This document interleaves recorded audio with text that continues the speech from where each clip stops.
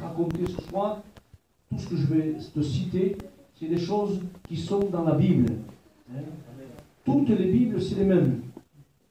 Hein, que Dieu soit loué, quelle que soit la Bible, que ce soit catholique, que ce soit protestant, que ce soit...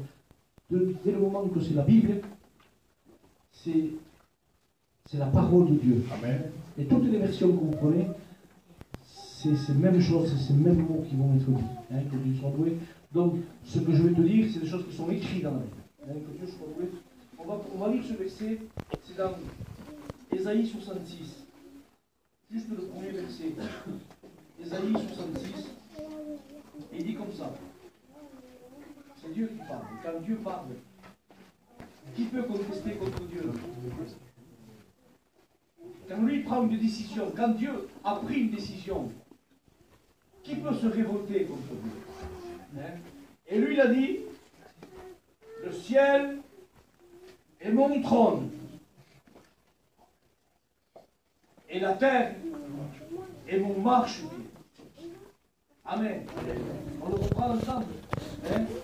Le ciel est mon trône. Ne dis pas peur.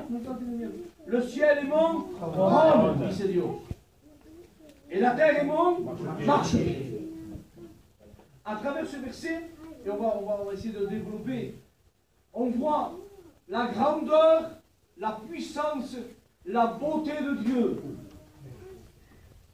On voit toute la grandeur de Dieu. Quand vous regardez le ciel, c'est l'infini. Hein, les frères et sœurs? Vous voyez, le ciel, c'est énorme, c'est grand. Nous, avec notre capacité, avec ma petite capacité, on ne peut pas voir. On ne peut pas comprendre des fois. Nous, on n'est pas des scientifiques. Hein, chez nous, enfin, pas chez les gitans, hein, on n'est pas des scientifiques. Et on n'a pas de grande capacité, peut-être intellectuelle. Mais quand même, on peut voir la grandeur de Dieu. En regardant le ciel, quand tu regardes la beauté du ciel, quand tu vois les étoiles qui sont placées dans le ciel, la Bible dit que Dieu les a pris dans sa main. C'est très bien. Il a pris les étoiles dans sa main, toutes les étoiles dans sa main, et les a lancées dans le firmament, c'est la parole de Dieu. Et chaque étoile est beaucoup plus grande que la terre. Et toutes les étoiles qu'il y a dans l'univers, il les avait dans sa main et les a dispersées dans le ciel. Quelle grandeur de Dieu! On voit la grandeur de Dieu. Alléluia! Je ne sais pas vous, des fois, quand vous voyez la mer, par exemple, et que vous voyez l'étendue de la mer, quand vous voyez, c'est énorme la mer, c'est terrible, l'infini. Et quand tu vois cette beauté, il dit c'est que toutes les mers qu'il y a dans la terre sont dans le creux de sa main. La mar está en el hueco de su mano. Alléluia. Quel Dieu nous avons. Et il dit c'est le ciel est mon trône. Alors je vais vous parler de quelque chose. Vous allez voir où je vais en venir. Aujourd'hui, on entend parler de guerre et de bruit de guerre. On entend, depuis vendredi, plus que jamais, de terrorisme. On entend parler que de ça, si ou non. Et encore ce matin, il y a eu à Paris, à côté de Paris, encore des règlements, il y en a des femmes kamikazes même qui se fait exploser. Elle s'est fait exploser ce matin. Et c'est terrible ce qui est en train de passer là maintenant. Ils ont recruté, je crois, 5 personnes. Et leur projet, ils avaient des projets de faire sauter Orly. Hein? J'ai entendu ce matin, ce soir, là, à la radio. Donc, on entend parler que de ça. Et aujourd'hui, cette troisième guerre mondiale, pour tout le monde, eh bien, ça commence comme ça, c'est comme ça. C'est comme ça. Hein? Terrorisme. Aujourd'hui, en plus, on est informé de tout, rapidement. Avec les portables, tout ça, on est informé de tout ce qui se passe. Hein? On entend parler de ces djihad là. Hein? Ces kamikazes, comme on dit, qui se font exploser. c'est l'attentat. Tout ça, je veux parler qu'il y a une guerre. C'est une guerre. Et je crois que le président ou le Premier ministre a dit, on est en guerre. Il a dit ça. On est en guerre. Il y a une guerre. Et cette guerre, je vous pose une question. Elle vient de qui? Qui est l'auteur de ces guerres? Qui est caché derrière tout ça? Eh bien, je vous dis simplement, c'est le diable. Le diable est caché derrière tout ça. C'est lui l'instigateur des guerres. Et je vais vous parler d'une guerre. Il y a eu la première guerre qu'il y a eu dans l'univers. C'était laquelle, d'après vous? Elle a eu lieu où, la première guerre? La première guerre qu'il y a eu, et je vous le dis, elle a eu lieu dans le ciel. Dans le ciel. Qu'est-ce qui s'est passé? Ce que je vous dis, vous pouvez le regarder dans la Bible, c'est écrit dans la Bible. Et si vous voulez, je vous donnerai des versets. Il y a eu une guerre dans le ciel. Alors comment ça s'est passé?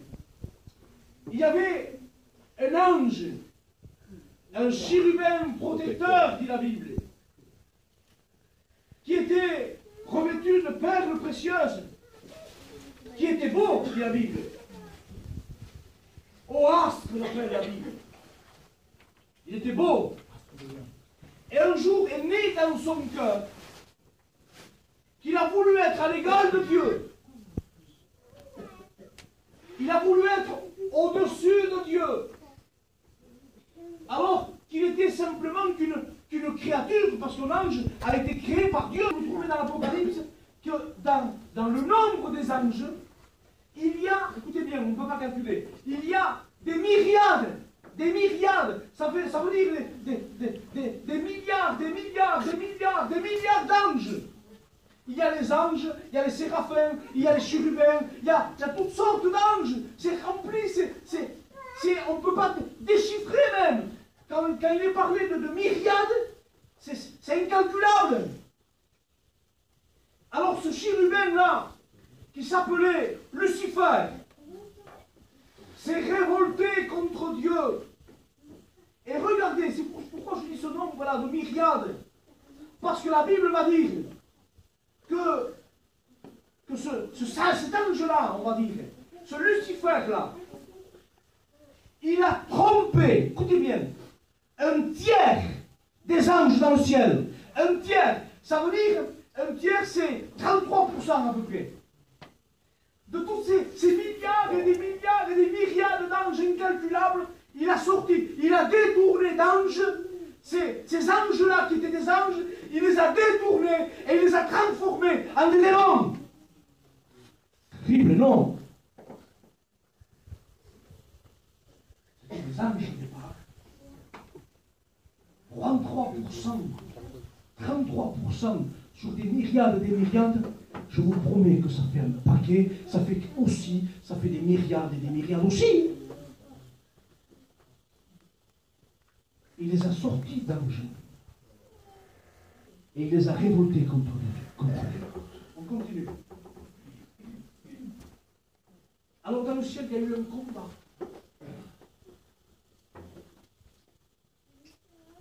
Mais je reviens au verset que j'ai lu.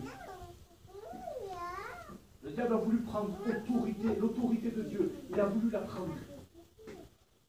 Et il a voulu prendre pour lui. Dans l'esprit de la parole, c'est ça. Il a voulu être à l'égal de Dieu. Donc il voulait le trône de Dieu. Il voulait le trône de Dieu. C'est pour ça que Dieu a dit, le ciel, c'est mon trône. À vous la dire que le Tout-Puissant ici, le Créateur ici, c'est moi. Et toi, tu ne fais pas la loi ici.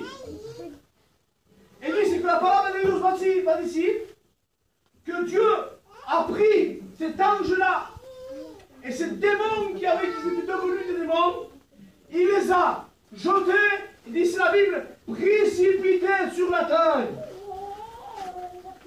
Il les a jetés sur la terre. Et à cette époque-là, la Bible dit que la terre était informe, vide. Mais quand Dieu a commencé à créer, il a créé quoi? L'homme et la femme. Dieu a créé Adam et Ève. Et là, cet être-là, qui au départ était un ange, est devenu le diable. Qu'est-ce qu'il a fait? De la même façon qu'il a trompé, qu'il a roulé les anges dans le ciel, il a voulu tromper. Et il a réussi. Il a trompé la créature de Dieu.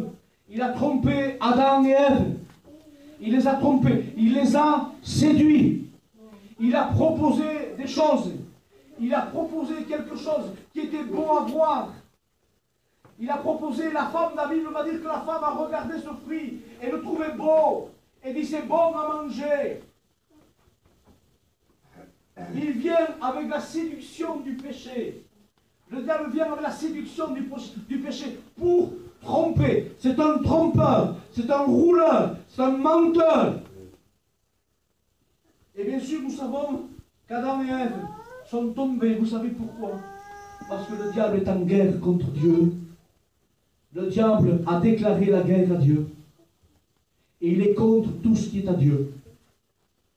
Alors, écoutez bien. Tous ces êtres-là, je ne veux même pas les nommer, se sont réjouis en faisant chuter l'homme et la femme. À un tel point que Dieu a dû chasser Adam et Ève. Il les a chassés du jardin d'Éden. Il a fallu que Dieu, parce que Dieu ne cohabite pas avec le péché. Dieu a horreur du péché. Et l'homme et la femme ont transgressé la parole de Dieu. Ils ont désobéi à la parole de Dieu. Alors ils ont été chassés du jardin d'Éden. Continuez. Il a établi cet être-là sur la terre, son pouvoir sur la terre, sur toute la surface de la terre. Jésus va l'appeler le prince de ce monde. Et regardez ce que dit la Bible. Malheur aux habitants de la terre, car le diable est descendu vers vous. Comment, mes frères et sœurs? Je voudrais que vous sachiez comment il est contre tout homme, toute femme. Comment est la volonté de l'ennemi, je veux dire comme ça, la volonté de l'ennemi contre la créature de Dieu. Il est descendu vers vous, animé d'une grande colère. Il est animé contre la créature de Dieu, d'une grande colère. C'est pour ça qu'on voit tant de dégâts. Vous écoutez la radio, vous entendez les attentats, vous entendez que des meurtres, vous entendez que des accidents, que vous entendez que des choses horribles. Il se passe des choses horribles, et derrière toutes ces choses horribles, il est lui, l'auteur. C'est l'instigateur, c'est lui qui a inventé le péché. L'inventeur du péché, c'est lui. Animé d'une grande colère, ça veut dire qu'il n'a aucune pitié. Il n'a que de la méchanceté pour moi. Il te veut du mal. Je voudrais que tu réalises.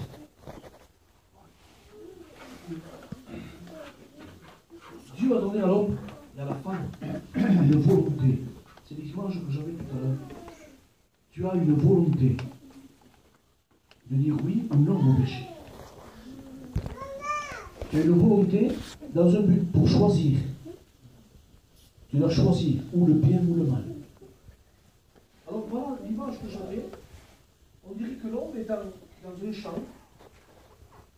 Il est au milieu du champ. Et d'un côté, il y a Dieu. Écoutez bien. Il y a Dieu qui veut te sauver. Il y a Dieu qui t'aime. Parce que tu as une volonté. Et de l'autre côté, il y a le diable qui veut t'emmener avec lui en enfer. Qui veut te perdre et ta ruine. Mais lui, l'ennemi, il a des ruses, il a des astuces, on va dire. Et pour que tu pêches, parce que le péché t'envoie à l'enfer. Le diable veut faire détruire les plans de Dieu. Le plan de Dieu, c'est de te sauver. Et le diable ne veut pas que tu te sauves, puisque c'est l'ennemi de Dieu. Il est en guerre contre Dieu. Alors il va tout faire pour que tu te perdes. Alors il va te proposer des choses. Voilà le but du diable. Te proposer des choses pour que tu pêches. C'est lui qui te propose le mensonge. C'est lui qui te propose le péché. Qui te propose, excusez-moi du mot, je demande pardon. C'est lui qui te propose, excusez-moi, les anciens. Pardon pour le mot. Il propose aujourd'hui l'impudicité, l'adultère, la fornication. Ça, c'est le diable qui pousse les gens là. Et on dirait que les gens qui sont aveuglés, parce que le diable aveugle l'intelligence. Et les gens, vous direz aujourd'hui, des personnes bien, tout d'un coup, ils sont touchés par cet aveuglement. Et ils se lancent dans le péché. Et ils commettent des choses après irréparables. Pourtant, ils ont une volonté de dire non. Il y a une volonté de dire non. Tu es au milieu. Il veut te perdre. Et il veut t'amener avec lui à l'enfer. Il veut te tromper. Alors, il y en a qui croient parce qu'ils savent réussir un temps. Ça réussit un temps. Ça va, je suis bien dans l'état où je suis. J'ai de l'argent, ça réussit, ça marche. Les affaires marchent. Je peux mentir là et en mentant, je peux m'en sortir. En mentant, je peux m'enrichir. En mentant, en trichant, je mens. Tout ça, c'est le diable qui pousse les gens là vers le mal. Mais de l'autre côté, il y a l'amour de Dieu qui te tend la main. De l'autre côté de ce champ, il y a l'amour de Dieu qui te tend la main. Il te dit, te quiero. No quiero que te pierdes. No quiero que te pierdas, te dice el Señor. Je ne veux pas que tu te perdes, Cynthia, te dice Dios. No quiero que te pierdas, te dice el Señor. No quiero, parce que l'autre, l'ennemi de ton âme, il veut ta destruction. Il veut la destruction de ta maison. Te prometto, Lord, qu'il veut la destruction de ta maison. Il y avait un foyer qui tout allait bien. Je l'ai vu devant mes yeux. Tout allait bien. Il y avait de l'argent, il y avait la santé, il y avait tout ce qu'il pouvait vouloir dans la maison, il y avait tout. Et une idée est venue. Une idée qui vient du diable. Et cette personne, au lieu, l'amour qu'elle avait pour son mari, s'est transformé en haine. Mais ça, cette haine, elle est produite par qui? Au nom de Jésus de Nazareth. On va arrêter là. On va prier le Seigneur. Lui, il te tend la main.